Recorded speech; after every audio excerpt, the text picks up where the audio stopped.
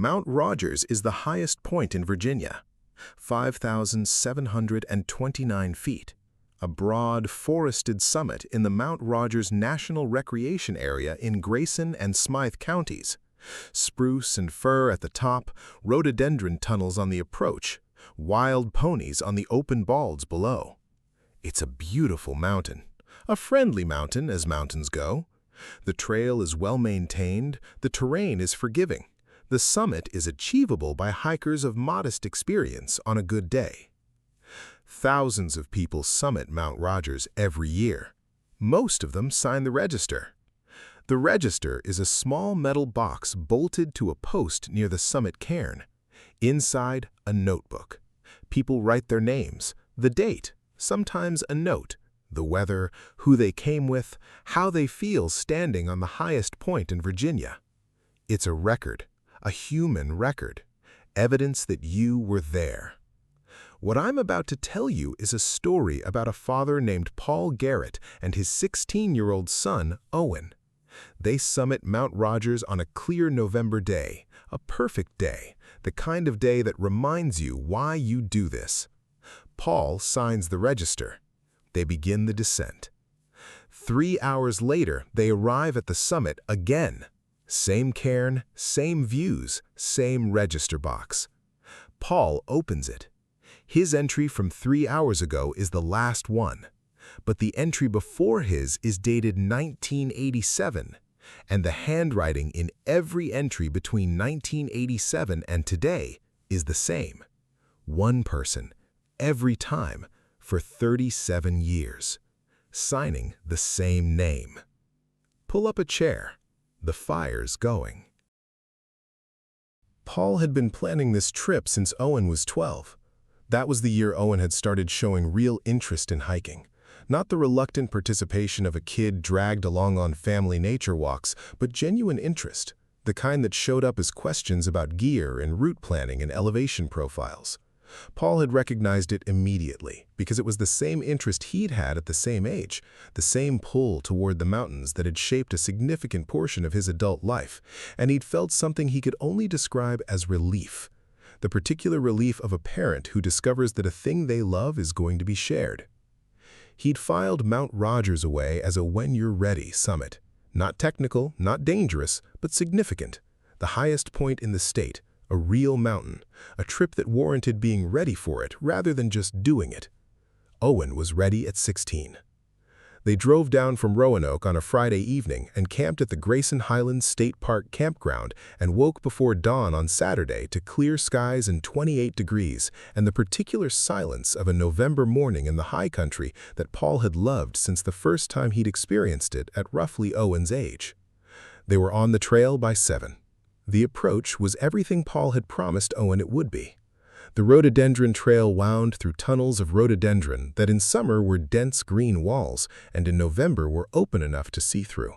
The branches bare enough to show the ridge above, the sky hard and blue and cold, the light coming in at the low angle of a November morning and making everything precise and shadowless. They moved well together, Owen setting a pace that Paul matched without difficulty, the two of them falling into the comfortable rhythm of experienced hikers who didn't need to talk constantly to enjoy each other's company. The ponies were on the bald above Wilburn Ridge, 3 of them standing in the wind the way they always stood, indifferent and magnificent, their winter coats thick and their breath visible in the cold air. Owen stopped and watched them for a long time. Paul watched Owen watch them and thought about the gap between 12 and 16 and how much of a person could change in that space and how much stayed constant, and felt the particular bittersweet sharpness of a parent who can see time moving. They reached the summit at 11:47 a.m. The summit of Mount Rogers was forested, spruce and Fraser fir, the trees wind-shaped and low, the canopy open enough to see the sky in all directions and the long views to the south and west where the mountains rolled away in blue-gray waves toward Tennessee and North Carolina. The summit cairn was there, a modest pile of stones, and beside it the register box, a metal cylinder bolted to a wooden post, the latch simple and functional. Paul opened it. The register was a standard spiral notebook, the pages slightly damp from condensation but intact. He found a working pen in his hip belt pocket and signed Paul and Owen Garrett, Roanoke, VA, November 9th, 2024. Clear and cold. Best day. He handed the pen to Owen. Owen added his name beside Paul's and drew a small cairn next to it, 3 stacked circles, the kind of small personal notation that people added to summit registers the world over. Paul put the register back in the box and latched it. They ate lunch at the summit, sandwiches and hot coffee from the thermos Paul had carried up, sitting on the leeward side of the cairn out of the wind. They talked about the route down, about the ponies, about whether they'd do the full Appalachian Trail through this section someday. Owen asked questions about the AT the way he asked questions about everything, specifically, following each answer with the next logical question, thinking it through. Paul thought, this is what I was hoping for. They started down at 11:40. The descent was straightforward for the first 2 hours. They retraced the approach, the spruce forest, the open balds, the rhododendron tunnels. The light had changed as the morning advanced, the low-angle precision of dawn replaced by the flatter midday light that made the November landscape look simultaneously more ordinary and more vast. The ponies were gone from the bald, moved to lower ground or simply elsewhere on their several thousand acres of territory. Paul was thinking about dinner. They'd planned to drive into Damascus for dinner, a small AT trail town 30 minutes from the park, when he noticed that the trail had gone longer than it should have. Not dramatically, not wrong in any way he could immediately point to, just the landmarks weren't appearing on schedule. The junction with the Appalachian Trail, which on the way up had appeared at a specific point in the descent, hadn't appeared yet. He checked his watch. They'd been descending for 2 hours and 15 minutes. On the way up, the junction had been, he worked it backward, roughly an hour and 45 minutes from the summit. "How are your legs?" he said to Owen. "Good, fine. We've been going a while." Owen looked at his own watch. 2:20 from the summit? Yeah. Owen looked at the trail ahead. Should have hit the junction by now. Yeah. They kept walking. Paul pulled out the map. He always carried a paper map, a habit before GPS was reliable in mountain terrain, and oriented it. The trail they were on was correct. The direction was correct. The terrain matched. The distance didn't match. He put the map away without saying anything about the distance. There were explanations. They'd moved slower on the descent than he had accounted for. The afternoon light was flatter and made the terrain harder to read. I'd miscalculated the uphill time. Explanations. He filed them and kept walking. 20 minutes later, the trees opened and the summit cairn appeared. Paul stopped. Owen stopped beside him. They stood at the edge of the summit clearing and looked at the cairn and the register box and the spruce trees surrounding the small open space and the hard blue sky above it, identical in every detail to the summit they'd left 2 hours and 35 minutes ago. "Dad, I see it. I know."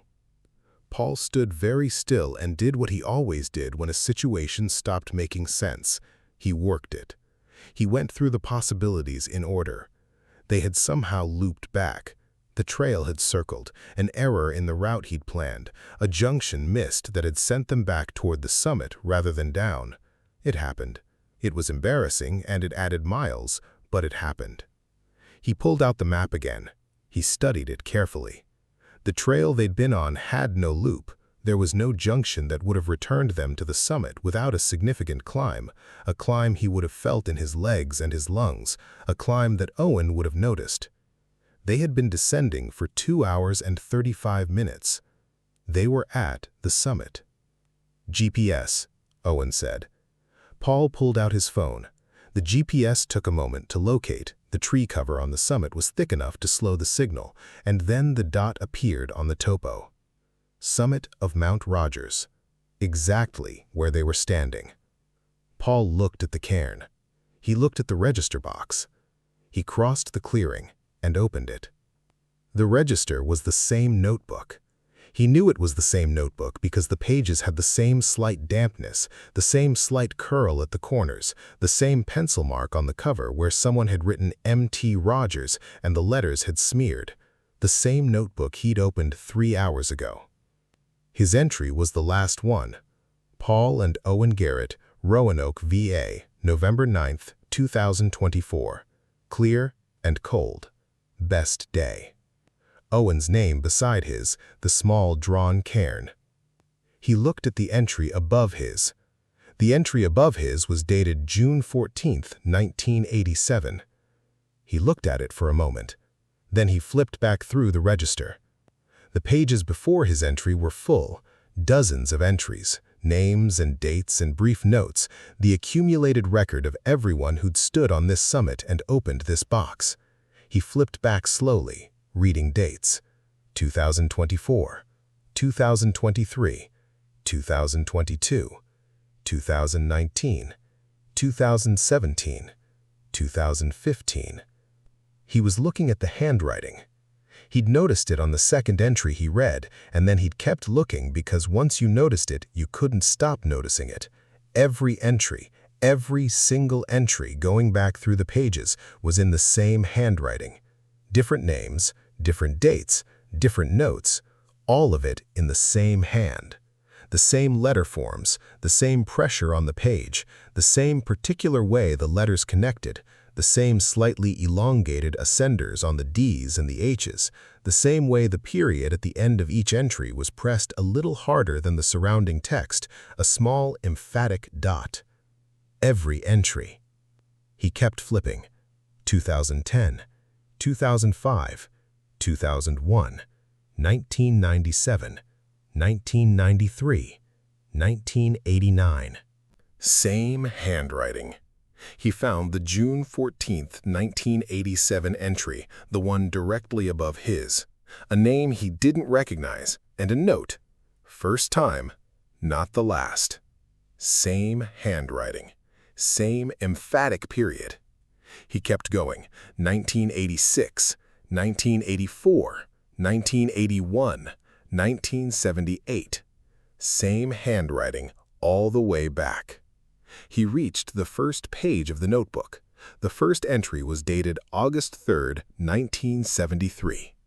A name, a note. The mountain is patient. Same handwriting. Paul stood at the register box with the notebook open to the first page and did not move for a long time. "Dad." He looked up. Owen was standing at the edge of the summit clearing, not looking at Paul, but looking out at the trees. His posture was the posture of someone who has heard something, alert, still, head slightly tilted. "What?" Paul said. "Do you hear that?" Paul listened. Wind in the spruce, the distant sound of the mountains settling into the cold of late afternoon. Nothing unusual. "What?" Owen was quiet for a moment. "It stopped," he said. He stopped. "Never mind." "What did you hear?" Owen turned back to look at him. His expression was 16, which meant it was working hard at being older than it was, which meant something had genuinely unsettled him, and he was deciding how much of that to show. "Footsteps," Owen said. "From the trees." "Which direction?" Owen pointed. The direction he pointed was north, the direction they'd come from, the direction of the descent, the trail they'd been walking for 2 hours and 35 minutes before arriving back at the summit. Paul looked at the tree line in that direction.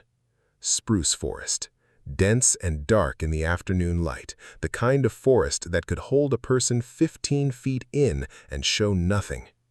He looked at the register in his hands. The first entry. The mountain is patient. He closed the notebook. He put it back in the register box. He latched the box. "Let's go," he said. He took a bearing this time. He pulled out the compass he kept in the top pocket of his pack, a silver base plate, reliable, nothing electronic to fail, and shot a bearing down the descent trail, south-southwest. He noted it. He told Owen the bearing and told him to check it every 10 minutes and tell him if it changed. Owen did not ask why. He took out his own phone, opened the compass app, noted the bearing, and started walking. They walked south-southwest. The trail descended through the spruce forest and onto the open bald and through the rhododendron tunnels, and Paul checked the compass every 10 minutes, and Owen checked his phone every 10 minutes, and they compared, and the bearing held. South-southwest, the correct direction, the direction away from the summit. The AT junction appeared at the correct distance from the summit this time. Paul noted the time, 45 minutes from the summit, and matched it against the map, and it was right. They were descending correctly. The landmarks appeared on schedule. The light was going, November afternoon, the sun dropping fast behind the western ridge, but they were moving correctly, and Paul kept the compass in his hand and checked it and kept walking. They hit the trailhead at 4:52 p.m. Paul stood at the trailhead and looked at his watch and did the math.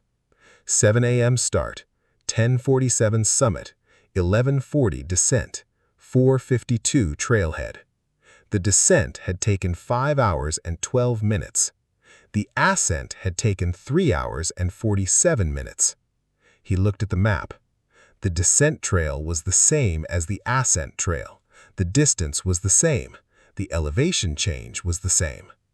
The descent had taken an hour and 25 minutes longer than the ascent. He thought about 2 hours and 35 minutes of descending that had returned them to the summit. He thought about the time those 2 hours and 35 minutes represented. Time that was in his legs and his lungs, time that had happened, time he could account for except in terms of where it had taken him. He thought about the register. 51 years of entries in a single hand. The mountain is patient. Every summit, every date, every visitor, recorded by the same person. Something that had been on this summit from 1973 at minimum, and perhaps long before the register existed to record it. Something that kept the record. He thought about Owen standing at the edge of the clearing, head tilted, listening. Footsteps from the trees. He hadn't heard footsteps. He thought about what it meant that Owen had. He thought about whether whatever kept the register wanted them to find the summit a second time, wanted them to open the box again, wanted Paul specifically, the one who signed, the name that was in the notebook, to see the handwriting, to understand what the handwriting meant. He thought about the note he'd written. Best day. He thought about what it meant to have your best day recorded in a register that something had been maintaining for 51 years. He didn't know. He put the compass away. Owen was quiet on the drive to Damascus. Not troubled quiet, processing quiet, which was different, and which Paul recognized because it was the same quiet he got when he was working something through. They drove the mountain road in the last of the light, and Paul didn't push it, and Owen sat with whatever he was sitting with. In Damascus, over dinner, Owen said, "The handwriting." Paul looked at him. "You saw it," Owen said. It wasn't a question. "Yeah. All the same. All the way back to 1973, first entry." Owen turned his water glass on the table. A slow rotation, thinking. So something has been on that summit since at least 1973, maintaining the register, writing every entry. That's what the register suggests. In other people's names? Paul hadn't let himself think about that part yet. He thought about it now. The names in the register, different names, summit after summit, year after year. Not the same name repeated. Different names, in the same handwriting. "It's recording the visits," Paul said slowly, "but it's recording them in the names of the people who came, or names it's giving them, or it signs for them, the people who come. It signs the register for them in its own hand, in their names." Which means everyone who's ever summited Mount Rogers is in the register, Owen said, just not in their own handwriting. Paul sat with that. Every person who'd ever stood on that summit and opened that box and signed their name, or thought they'd signed their name, every entry from 1973 forward recorded by the same hand. What did that mean for the people who'd signed? For the act of signing? For the record itself? "Our entry," Paul said. Owen looked at him. "We signed it ourselves," Paul said. "I watched you sign it. I signed it, myself. Our handwriting, our pen." "Yeah. But we came back, 3 hours later, and our entry was the last one. Nothing between 1987 and ours." "Right. 51 years of entries. Then nothing between 1987 and today." Owen turned the water glass. "So either nobody summited between 1987 and today, which isn't possible, thousands of people summit this mountain every year, or the register we opened the second time wasn't the same register we signed the first time." Paul looked at his son, 16 years old, drawing cairns in summit registers and asking the next logical question and arriving by clean sequential reasoning at the thing Paul had been circling for 3 hours without landing on. Not the same register. A different register. A register that contained the entries of everyone who had come to the summit, written in the same hand, going back to 1973, and then Paul and Owen's entry in their own handwriting at the end. As if the other register, the one they'd signed the first time, had been replaced. As if something had wanted them to see the second one. "Dad," Owen said. "Yeah." "What was the name?" "The name in the 1987 entry." Paul had read it. He remembered it the way you remember things that lodging you before you understand why they're lodging. He said the name. Owen pulled out his phone. He searched the name. He read the result. He put the phone face down on the table. "What?" Paul said. Owen was quiet for a moment. "He went missing," Owen said, "on Mount Rogers, in 1987. A pause. June 14th. The date of the last entry before Paul's. First time. Not the last. Paul sat in the diner in Damascus with the sound of other tables around him and the smell of coffee and the ordinary warmth of a restaurant on a cold November evening, and felt the world he'd been living in all day become a slightly different shape than it had been before. "They never found him," Owen said. "No. But he's in the register." In the register. And then nobody else. For 37 years. And then us. Owen looked at his water glass. "What does it mean that we signed our own names?" he said. "If everything else in there was written by whatever writes in there, what does it mean that ours is different?" Paul didn't know. He thought about it for a long time, through dinner and through the drive back to the campground, and through the process of getting into his sleeping bag in the cold tent with Owen's breathing going slow and regular in the bag beside him. He thought about the mountain, patient, as the first entry said, patient in a way that implied time was a different thing to it than it was to the people who climbed it, patient enough to maintain a register for 51 years, patient enough to record every visitor in its own hand, in their names, for half a century. And then 2 people had come and signed their own names, in their own hands. He didn't know what that meant. He thought it might mean something. He thought that whatever lived on that summit and kept that register thought it meant something too. He lay in the dark and listened to the mountain, and thought about the second summit and the empty pages in the register between 1987 and today, and the name Owen had found on his phone, and what "first time, not the last" meant to someone who had never been found. He didn't sleep for a long time. When he did, he dreamed of the summit. He was alone on it, clear and cold, The cairn, the register box, the hard blue sky. He opened the register. His entry was still there. Paul and Owen Garrett, best day. But Owen's name had been crossed out. Gently, a single line through it, as if whatever had crossed it out hadn't wanted to be unkind.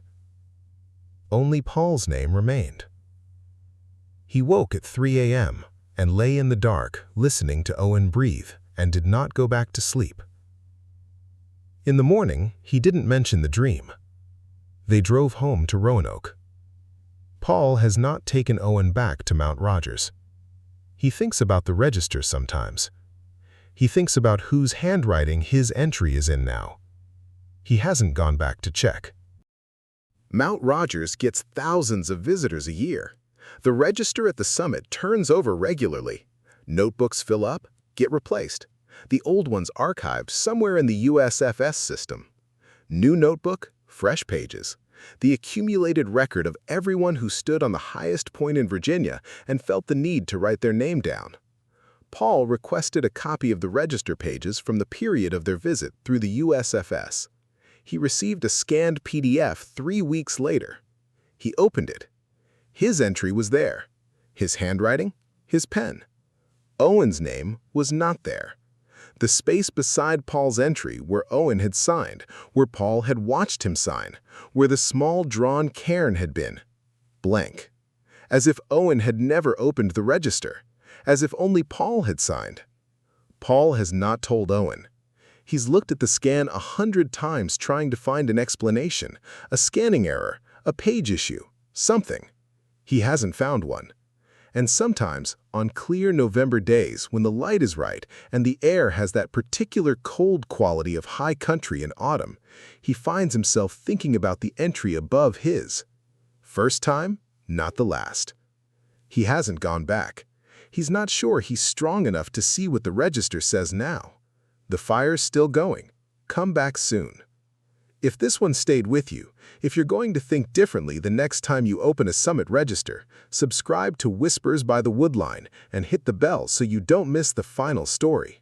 One more is coming, the last story in the Virginia Wild series, and I've been saving the best for last. Drop a comment below. I want to know, would you go back to check the register? Because Paul hasn't, and Owen's cairn is gone.